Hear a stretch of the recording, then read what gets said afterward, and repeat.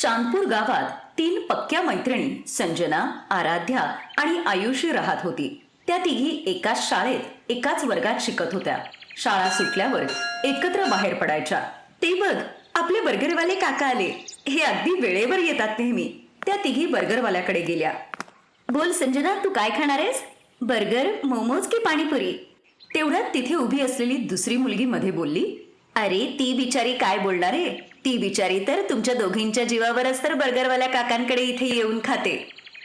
जर तुमच्यासारख्या श्रीमंत मैत्रिणी नसत्या ना, तर तिला आयुष्यात बर्गर खायला मिळालं नसतं.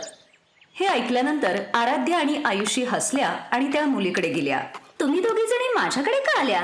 जा जा, तुमच्या गरीब मैत्रिणीला बर्गर, पिझ्झा खाऊ घाला. ती असं बोलल्यानंतर आराध्या आणि आयुषीने त्या मुलीला मारायला सुरुवात केली. त्या दोघींना थांबवण्याचा खूप प्रयत्न केला, पण त्या दोघींनीही ऐकलं नाही. तूच म्हणाली होतीस ना की आम्ही दोघी खूप श्रीमंत आहोत. हे घे पैसे आणि तुझा इलाज करून घे. तुझ्या अपेक्षेपेक्षा जास्त पैसे आहेत हे. यापुढे माझ्या मैत्रिणीबद्दल एक शब्द जरी बोललीस ना, तर यापेक्षा वाईट परिस्थिती असेल तुझी. चल संजना, आता घरी जाऊयात. त्या तिघी मैत्रिणी तिथून निघून गेल्या. तेव्हा ते काका तिला म्हणाले, पोरी, मला वाटतं आता तू कुठल्याही गरीबाची मस्करी करणार नाहीस. अशा प्रकारे त्या तिघींच्या मैत्रीची चर्चा पूर्ण शाळेत होते. संजना गरीब नक्कीच होती, पण आयुषी आणि आराध्या कधीही तिला याची जाणीव होऊ देत नव्हत्या. मग एकदा, मी किती नशीबवान आहे की मला तुमच्यासारख्या मैत्रिणी मिळाल्यात. तुम्ही दोघी जणी एवढे श्रीमंत आहात, तुमच्या बाबांची एवढी मोठी कंपनी आहे, पण तरीही तुम्ही दोघी जणी माझ्यावर किती प्रेम करता. तुम्हाला तर कुठल्या तरी मोठ्या शाळेत शिकलं पाहिजे. यापुढे जर स्वतःला गरीब म्हणावलंस तर मी तुझेही तेच हाल करीन जे त्या मुलीचे केले होते. अशी त्यांची घट्ट मैत्री होती. असेच काही दिवस गेले आणि एक दिवस संजनाच्या गावात महापूर आला. 2-3 दिवस संजना शाळेतच आली नाही. शाळा सुटल्यानंतर, आयुषी, 3 दिवस झाले संजना शाळेतच आली नाही. चल तिच्या गावाला जाऊयात. पावसामुळे कदाचित ती आजारी तर पडली नसेल. त्या दोघी जणी चालत चालत संजनाच्या घरी गेल्या. पण जसा त्या गावाच्या दिशेने चालू लागल्या, वाटेत पोलिसांनी त्यांना अडवलं. कुठे चाललात तुम्ही दोघी जणी? या गावात माझी मैत्रीण राहते. या गावात कोणी नाही राहत. 2 दिवसापूर्वी या गावात महापूर आला होता. त्याच्यात सगळी घरं वाहून गेलीत आणि बरेच जण मृत्युमुखी पडलेत आणि जेवढे काही वाचले ते इथून निघून गेले. ते ऐकून आराध्या आणि आयुषीला धक्काच बसला. कुठे असेल ग ती बिचारी? जिवंत असेल की नाही काय माहीत. असं नको बोलू ग आयुषी, आपण तिला शोधून काढूया. त्या दोघींनी संजनाला शोधण्याचा खूप प्रयत्न केला, पण ती सापडली नाही. त्यांनी संजनाबद्दल आपापल्या वडिलांनाही सांगितलं. त्यांनी पोलिसांची मदतही घेतली, पण संजनाबद्दल काहीच कळालं नाही. मग एक दिवस शाळेकडून एक ट्रिप जाणार होती. मुलांनो, हे वर्ष तुमचं या शाळेतलं शेवटचं वर्ष आहे. त्यानंतर तुम्ही सगळेजण कॉलेजला जाल.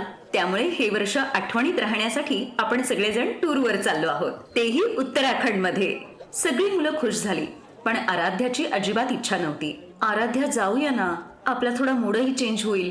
आयुषीने आग्रह धरल्यामुळे ती तयार झाली. दोघींनी ही ट्रिपची गोष्ट आपल्या वडिलांना सांगितली. तुम्ही दोघी जणी एवढ्या लांब टूरवर जाणार आहात, मी तुम्हाला अडवणार नाही. पण तुम्ही दोघी जणी शाळेच्या बसनी नाही तर आपल्या कारनी जाल. पंकज नेहमी तुमच्या बरोबर असेल. आयुषी, मी तुझ्या वडिलांशीही बोललोय. तुम्ही दोघी जणी माझ्याच कारमधून जाल. ठीक आहे बाबा.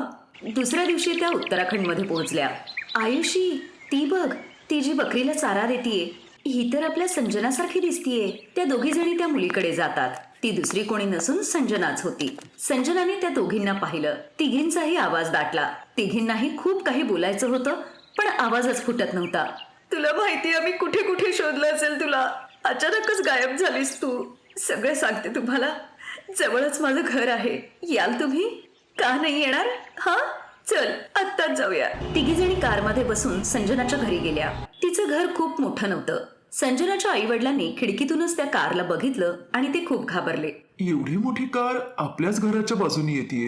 ही लोक बँकेची तर नसतील? ते येणारच होते. आपण जर वेळेवर कर्ज फेडलं असतं तर ते आले नसते. आता हे लोक आपल्या घरातलं सगळं सामान उचलून नेतील. संजनाचे वडील हा विचारच करत होते. तेवढ्यात आयुषी आणि आराध्या त्यांच्या घरी येतात. संजनाही बरोबर होती. हे सगळं बघून ते दोघं आश्चर्यचकित झाले. आयुषी, आराध्या बेटा, तुम्ही दोघी इतक्या लांब? काका, त्या वरच्याने शेवटी तुमची भेट घडवूनच आणली. तुम्ही तर काही न सांगताच गायब झालात. पप्पांनी पण तुम्हाला शोधायचा खूप प्रयत्न केला, पण तुम्ही सापडलाच नाहीत. काय सांगणार पोरीनो, त्या महापुराने तर आमचं सगळं गावच खाऊन टाकलं. खूप लोक मेली. कसा बसा आमचा जीव वाचून आम्ही तिथून पळालो. कित्येक महिने गेले हे सगळं स्थिरस्थावर करायला. मग इथं उत्तराखंडमध्ये माझ्या एका मित्राने मला पेट्रोल पंपावर नोकरी दिली आणि मग कर्ज घेऊन आम्ही ही छोटीशी झोपडी बांधली. शकुंतला, माझा तर विश्वासच बसत नाहीये की मी जे बघतोय ते खरं आहे का स्वप्न. खरं बोलताय तुम्ही. या दोघी इतक्या मोठ्या घरातल्या आहेत, पण त्यांनी संजना बरोबरची मैत्री अजूनही तोडली नाही. सगळा देश जर असा झाला तर हा देश किती महान होईल. आई, तुला तर माहितीये ह्या माझ्या बालमैत्रिणी आहेत. आम्हा तिघींना पूर्ण शाळा ओळखायची. एक मुलगी मला गरीब म्हणाली, या दोघींनी तिला खूप मारलं होतं. तुमच्या तिघींची मैत्री बघून तर मला माझा जुना भारत आठवला. बरं, तुम्ही तिघी जणी बोलत बसा, मी तुमच्यासाठी चहा घेऊन येते. अहो नाही काकू, तुम्ही हे सगळं नका करू. मी चहा करून आणते, तुम्ही इथे बसा. आई बाबा तुम्ही बसा, आम्ही तिघी जणी मिळून चहा बनवतो.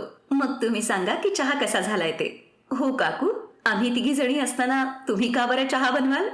मग संजना, आराध्या आणि आयुषी किचनमध्ये चहा बनवायला गेल्या. काही वेळाने संध्याकाळ झाली. बरं ठीक आहे संजना, आता आम्ही तुझं घर तर पाहिलंय, आता आम्ही नक्की येऊ परत. पण माझ्या मनात आहे की तुम्ही आज रात्री इथेच थांबावं. पण इच्छा असली तरी मी तुम्हाला इथे नाही थांबवू शकत. ना माझ्या घरात चांगला बेड आहे ना गादी, जमिनीवरच झोपावं लागेल. तेव्हाच तिची आई म्हणाली, अगं पोरींनो, एवढी रात्र झालीये, आता कुठे जाल तुम्ही. काय संजना बरोबर बोलतीये ना. आता संजनाला हो म्हणावंच लागलं. मग त्या दोघींनी आपापल्या वडिलांना फोन केला. पप्पा, इथे आम्हाला संजना भेटलीये, पण ते आग्रह करतायत की आज रात्री इथेच थांबा म्हणून. आम्ही इथे थांबू शकतो का. ठीक आहे, थांबा. मी तुमच्या प्रिन्सिपलला आणि पंकजला सांगतो. उद्या मी पण येतो संजनाला भेटायला. दुसऱ्या दिवशी आराध्याचे वडीलही तिथे येतात. अहो, तुम्ही दुसऱ्याच्या पेट्रोल पंपावर नोकरी करणं बंद करा. मी माझ्या गावाजवळच पेट्रोल पंप सुरू केलाय. तुम्ही दोघं तिकडेच जा, कारण तो पेट्रोल पंप तुम्हालाच मॅनेज करावा लागेल.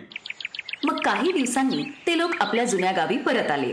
संजनाचे वडील त्या पेट्रोल पंपचे मॅनेजर बनले. त्यामुळे संजनाची गरिबीही दूर झाली आणि ते तिघे आनंदाने राहू लागले.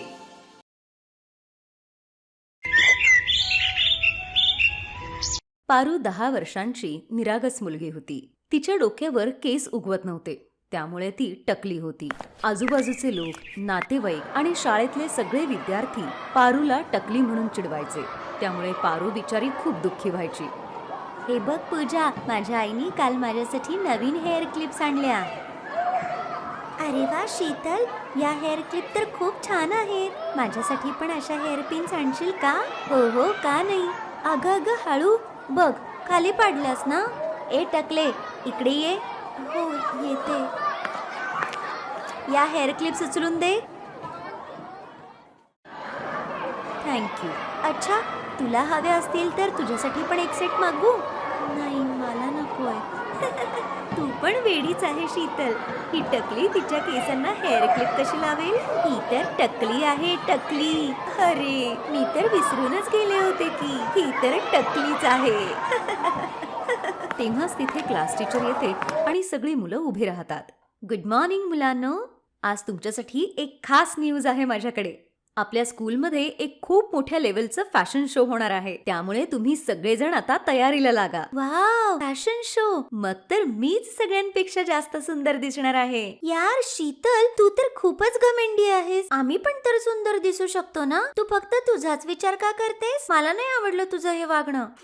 मला तसं म्हणायचं नव्हतं. तुम्ही पण सगळेजणी सुंदर दिसा. पण मी एका श्रीमंत फॅमिली मधून आलीये ना, त्यामुळे माझे मम्मी डॅडी तर माझ्यासाठी महागडे ड्रेस नक्कीच घेऊ शकतील. तुझे मम्मी पप्पा तर जॉब करतात ना, मग ते तुझ्यासाठी एवढा महागडा ड्रेस नाही घेऊ शकणार. आणि माझे केस पण बघ किती लांब आणि सुंदर आहेत. मी तर पार्लर मध्ये जाऊन कुठलीही छान हेअरस्टाईल करून येऊ शकते. आणि तुमच्या सगळ्यांचे केस तर खूप छोटे छोटे आहेत. आणि ती पारू तर पूर्ण टकलीच आहे. शीतलचं बोलणं ऐकून पूजाला खूप राग येतो, पण त्या वेळेला ती तिला काहीच बोलत नाही. पारू बिचारी रडत रडत घरी जाते. काय माहित अशा कुठल्या शाळेमध्ये तुम्ही माझ्या पोरीचं ऍडमिशन केलं. सगळी मुलं हिची मस्करी करतात. किती सहन करेल बिचारी. मोठ्या मुश्किलीने ही शाळा मिळालीये आणि आपल्या बजेट मधली पण आहे. आणि मुलांचं काय, त्यांना तर सवय असते एकमेकांची मस्करी करायची. पारुल बाळा, कधी कोणाच्या बोलण्याचं वाईट वाटून घेऊ नको. जर आपण असंच सगळ्यांच्या बोलण्याचं वाईट वाटून घ्यायला लागलो तर आयुष्य जगणं खूप मुश्किल होऊन जाईल बाळा. दुसऱ्या दिवशी पारुल शाळेत जायला निघाली, पण रोज ती ज्या रस्त्याने जायची त्या रस्त्याने न जाता आज ती दुसऱ्या रस्त्याने शाळेत जाऊ लागली. पण ती मनातल्या मनातच विचार करत होती. आज मला माहित नाही, पण शाळेतच जावंसं वाटत नाहीये. माझ्याच बरोबर असं का झालं? माझ्या डोक्यावर केस का नाहीयेत? माझ्या डोक्यावर जर केस असते तर मी किती सुंदर दिसले असते. मग मला कोणी चिडवलं पण नसतं. तेव्हाच पारुलला कोणाच्या तरी ओरडण्याचा आवाज येतो. वाचवा, वाचवा, मला कोणीतरी वाचवा, मी या खड्ड्यात पडलीये, माझी मदत करा. अरे तुम्ही कोण आहात? थांबा, मी तुमची मदत करते. यांना वाचवण्यासाठी तर मला एक रस्सी लागेल. आता काय करू? हा, तिथे एक दोरी पडलेली दिसतीये. कसं तरी करून पारुल त्या व्यक्तीला रश्शीच्या मदतीने त्या खड्ड्यातून बाहेर काढते. तुझे खूप खूप आभार ग चिमुकले, तू मला या खड्ड्यातून बाहेर काढून माझा जीव वाचवलायस. काही हरकत नाही, तुम्ही अडचणीत होतात ना, आणि माझी आई सांगते अडचणीत असलेल्या प्रत्येक माणसाची मदत केली पाहिजे. पण तुम्ही या खड्ड्यात कशा काय पडलात? माझं नाव सोफिया आहे. मी एक जादूगरीण आहे. मी काल रात्री जेव्हा माझ्या घरी परत जात होते तेव्हा अंधारात मला हा खड्डा दिसलाच नाही आणि मी या खड्ड्यात पडले. जर तुम्ही जादूगरीण आहात तर मग या खड्ड्यातून बाहेर कशा नाही आलात? कारण माझी जादू फक्त दुसऱ्यांवर काम करते. मी माझ्या स्वतःवर माझ्या जादूचा उपयोग नाही करू शकत. तू माझी मदत केलीयस. मला सांग, मी तुझ्यासाठी काय करू शकते? तुला जर माझ्याकडून काही हवं असेल तर मी माझ्या जादूने तुला ते देऊ शकते. काय? तुम्ही जादूने काहीही देऊ शकता? हो हो, बिलकुल. तू मला जे काही मागशील आणि जे माझ्या आवाक्यात असेल ते मी नक्कीच देईन. मग तुम्ही माझ्या डोक्यावर केस उगवू शकता? सगळेजण मला टकली म्हणून खूप चिडवतात. माझ्या शाळेमध्ये आता फॅशन शो होणार आहे. बस एवढंच? आत्ता देते. जादूगरनी छडी घुमाए, सिर पर लंबे बाल आ जाए. आणि बघता बघता पारुलच्या डोक्यावर लांब आणि सुंदर केस येतात. आता ती टकली नव्हती. पारुल, तुझ्या डोक्यावर खरेखुरे केस आहेत ही गोष्ट कोणालाही सांगू नकोस. जेव्हा वेळ येईल तेव्हा सगळ्यांना कळेल. आता फक्त तू सगळ्यांना एवढंच सांग की तू एक वीक खरेदी केलाय. आता तू शाळेत जा आणि कधीही तुला माझी गरज असेल तेव्हा तू मला फक्त 3 वेळा हाक मार. मी लगेच तुझ्या समोर येईन. थँक्यू जादूगरीण आंटी, तुम्ही खूप चांगल्या आहात. पारुलच्या डोक्यावर केस येतात आणि ती खूप खुश होते. त्यानंतर ती शाळेत जाते आणि सगळ्यांना ती हेच सांगते की तिने केसांचा वीक खरेदी केलाय. मग सगळी मुलं हसायला लागतात. वीग लावून काय होणार आहे? तरीही तू टकलीच राहणार आहेस ना. पारुल शीतलचं बोलणं मनावर घेत नाही. पारुल घरी गेल्यानंतर आपल्या आईवडिलांना घडलेला सगळा प्रकार सांगते. काही दिवसांनी फॅशन शो होता आणि ती खूप छान तयार होऊन फॅशन शो साठी शाळेमध्ये जाते. शीतलने पण महागडा ड्रेस आणि पार्लरमधून हेअरस्टाईल केलेली होती. पूजाच्या मनात शीतलबद्दल तिरस्कार होता. तिला तिच्या अपमानाचा बदला घ्यायचा होता. शीतल, तुला खूप अभिमान आहे ना तुझ्या केसांचा? आज मी तिच्या केसांमध्ये हा गम लावून तिचे सगळे केस खराब करून टाकणार आहे. म्हणजे ती फॅशन शो मध्ये भागच घेऊ शकणार नाही. शीतल, तुझे केस तर खूपच छान दिसतायत, पण केसांमध्ये ज्या क्लिप्स लावल्यात ना त्या नीट नाही बसल्या. कधीही पडू शकतील. हो का? मग जरा नीट लावून देशील का मला? पूजा जाणून बुजून आपल्या हातात असलेली गमची बॉटल शीतलच्या केसांमध्ये सांडवते. ओह सॉरी शीतल, माझ्या हातात गमची बॉटल होती आणि ती सगळी तुझ्या केसांमध्ये सांडली. माझ्याकडून खूप मोठी चूक झालीये. पण सॉरी, मी हे जाणून बुजून नाही केलं. पूजा, अगं थोड्या वेळातच फॅशन शो सुरू होणार आहे. तू माझे सगळे केसच खराब करून टाकले. बघ, माझे केस सगळे चिकटले गेले. बघ मी किती घाण दिसते. आता मी काय करू? शीतल रडू लागते. सगळी मुलं फॅशन शो साठी हॉलमध्ये जातात. शीतल क्लासमध्ये एकटीच बसली होती. तेव्हाच पारुल तिथे येते. तिला सगळं काही कळतं. तू काळजी नको करूस, मी आत्ता जादूगरीण आंटींना बोलवते आणि त्या तुझे केस लगेच नीट करून देतील. पारुल जादूगरीण आंटीला आवाज देते आणि ती तिथे येते. पारुल, शीतलने तर नेहमीच तुझी थट्टा केलीये. मग तरीही तू तिची मदत करतीयेस. पण यासाठी एक अट आहे. जर मी शीतलचे केस नीट केले तर तुला पुन्हा टकली व्हावं लागेल. जादूगरीण आंटी, काही हरकत नाही, तुम्ही मला पुन्हा टकली करा, पण माझ्या मैत्रिणीचे केस तुम्ही नीट करून द्या. शीतल पारुलचं सगळं बोलणं ऐकत होती. याचा अर्थ पारुलचे बाल खरे आहेत? तिने वीग नाही लावलाय ना? मी पारुलची किती मस्करी केलीये, तिला किती चिडवलंय, पण तरीही ती माझ्यासाठी पुन्हा टकली व्हायला तयार झालीये. मी किती वाईट वागलीये. पारुल, तू खूप चांगली आहेस. जादूगरीण आंटी, तुम्ही असं अजिबात काही करू नका. तुम्ही पारुलला पुन्हा टकली करू नका. मी फॅशन शो मध्ये भाग नाही घेणार. माझे केस असेच राहू देत. काळजी करू नकोस शीतल, मी तर पारुलची परीक्षा घेत होते. मी असं काहीच करणार नाही. मला तुला धडा शिकवायचा होता. कधीही कोणाचीही ईर्ष्या करू नकोस. ईर्ष्या करणं वाईट सवय आहे. पारुल, तू खरंच खूप गुणी मुलगी आहेस. तुझ्या आई वडिलांनी तुझ्यावर खूप छान संस्कार केलेत. म्हणून मी तुझ्या सांगण्यावरून शीतलचे केस नीट करते. जादूगरीण शीतलचे केस नीट करतात.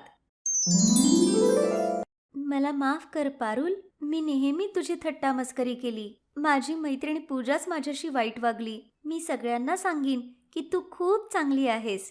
पारुल, मी आता निघते. आता मी काही दिवसांसाठी इथून खूप लांब चाललीये. त्यामुळे आता आपण भेटू शकणार नाही. मी जेव्हा परत येईन तेव्हा मी तुला नक्की भेटेन. पारुल आणि शीतल दोघीजणी फॅशन शो मध्ये भाग घेतात. शीतल सगळ्यांना पारुल बद्दल सांगते. शीतलने आता पूजाबरोबर बोलणं बंद केलं होतं, कारण पूजाने जाणून बुजून खूप मोठी चूक केली होती. त्या दिवसापासून शीतल आणि पारुल बेस्ट फ्रेंड्स होतात. पारुल नेहमी दुसऱ्यांची मदत करायची आणि जे दुसऱ्यांची मदत करतात त्यांचं नेहमीच चांगलं होतं. Best buddies. हॅलो मित्रांनो, हा व्हिडिओ पाहिल्याबद्दल धन्यवाद. जर तुम्हाला हा व्हिडिओ आवडला असेल तर कृपया लाईक, सबस्क्राईब आणि कमेंट नक्की करा. आणि हो, शेअर करायला पण विसरू नका. अजून असेच मजेदार व्हिडिओ पाहण्यासाठी खाली दिलेल्या घंटीला दाबा. बघत रहा बेस्ट बडीज.